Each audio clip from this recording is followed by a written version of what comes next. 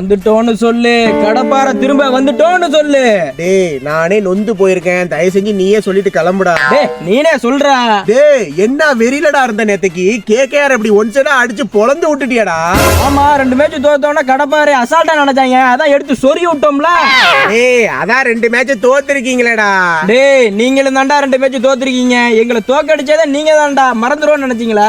பங்காளி அது எப்படி நீ ஃபர்ஸ்ட் மேட்ச் சாமி கொடுவேன், சரி சாமிக்கு எதுக்குன்னா அதை நாங்க எடுத்துக்கிட்டோம். அதெல்லாம் இருக்கட்டும், குஜராத் கூட தோத்த உடனே கில்லி ஏதோ பொண்ணு கேட்டு வந்தானா? டேய் அது எங்க குடும்ப விஷயம், தேவையில்லாம பேசிக்கிட்டு இருக்காத. சரி விடுறா. ஏய் பாயிண்ட்ஸ் டேபிள பாத்தில்ல?